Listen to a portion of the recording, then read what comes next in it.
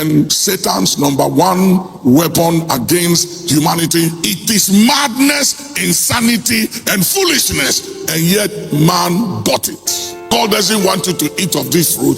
It's because God knows that in the day that you eat of this fruit, you will become what you already are. So eat it and become what you already are. And the enemy is good at packaging lies and deception and selling it, and people believe it. Woe to the inhabitants of the earth and of the sea, for the devil is come down unto you, having great wrath, because he knoweth that he hath but a short time. He knows his time is short, so he's very restless and intentional in doing one thing: deceive the nations, deceive humanity, lie to them through deception. Thank you so very much, and may God bless you and increase you in the name of Jesus. May this broadcast bring you something you can connect to this one, a miracle that you can say, surely if it wasn't for that day, I decree and declare, in the next 21 days, receive what you need in Jesus' name. Today people believe the internet, social media, AI than the word of God. But may I subject to you and submit to you, make no mistakes, AI can never replace the scriptures, because the scriptures never expires.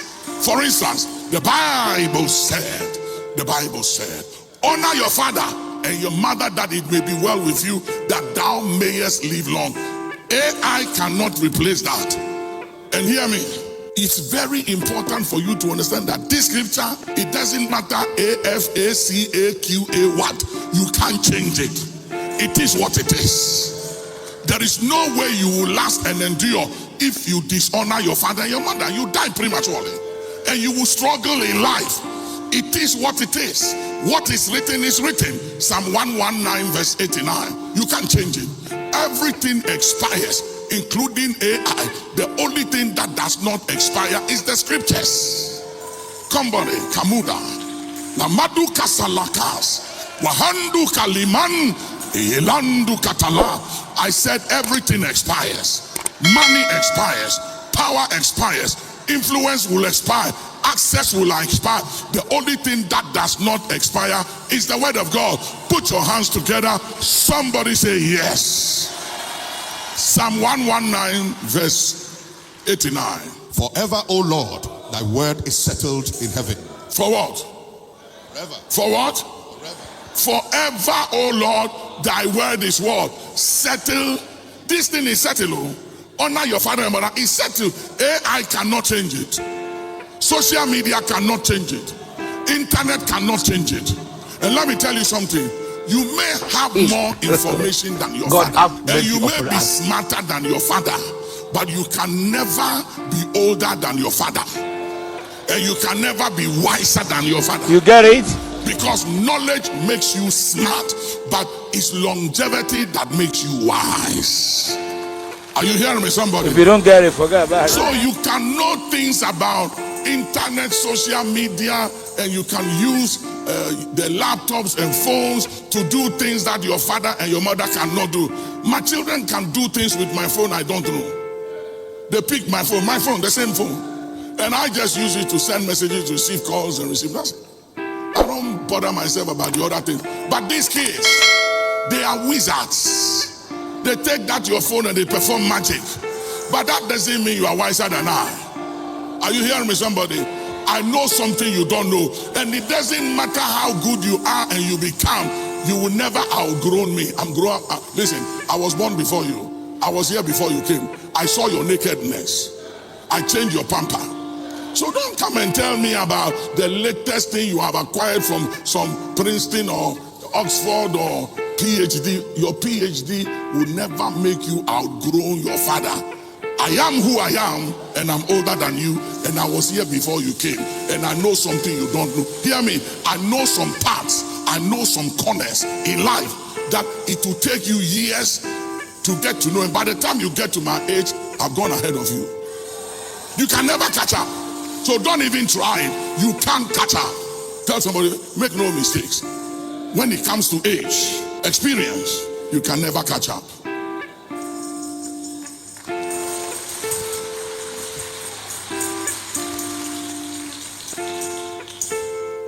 he used the same tactics. Revelation 20 and verse 3. And cast him into the bottomless pit, and shut him up, and set a seal upon him, that he should deceive the nations no more. Go to verse 2. Go to verse 2. Look at something. Verse 2. And he laid hold on the dragon. Verse 1. And I saw an angel come. I saw multitudes and legions of angels. Is that what the Bible says? But I saw what? An angel. One angel. So the devil is not powerful like you think. The devil's power is in deception. It's in deceiving and making you believe a lie. Making you believe that he is something that is not. One angel. An angel. Not 2, not 3, not 4, not 5. How many angels? Look at it. What do they do? I saw an angel come down from heaven, having the key of the bottomless pit. And great. The key is not with the devil, it's with an angel of the Lord. Go ahead. Go ahead. Look at and it. a great chain in his hand. A chain in his hand. In the hands of one angel, not 2, not 3. One angel. And he laid hold on the dragon. He lay hold on the old serpent, which is the devil, and Satan. You see? So, different names for different manifestation to operate and different methodology, ways and means of operation, but one agenda: to deceive. Tell somebody you are his target. You are his target. To deceive you. For you to become a victim of deception. To believe. That's what happened to me when I put my hands in fire. At the moment when I put my hand in the fire, I believe I was doing the right thing. It was after my father screamed and said, "Nicholas, what have you done to your right arm?" I came to myself and I realized that my right hand and finger can never be like the left alone. I was in London some few months and my surgeon said to me, "I can restore your finger. There is something I can do. And I can bring back your fingers and it will look the same like your left." And I said, "No, thank you." He said, "We can talk about the money." I said, "No, this is not a matter of money. This is about my journey. This is my testimony. It reminds me of where I've come from." So many of you, you are ashamed of your journey. You are ashamed of where you have come from. You don't want people to know your story and where you've come from. You cover things up. So, as much as I have no problem with PhD and all the intellectuals, capabilities and exposure, it's all good and I congratulate you, get it. But if your motive is doing that to cover your past, to make it look like you came from some, some royal family in the UK, you know, and trying to show how royal you are and like you didn't come from your background, stop fooling yourself. Stop fooling yourself. Stop being a hypocrite. You are who you are. I am who I am. I grew up in a place called Wapani at Wa. I grew up in the place called Dondoli and Jejerehire. And I grew up in Bolgatanga. In Bolgatanga. Are you hearing me? And I will not cover it, because it is part of my journey.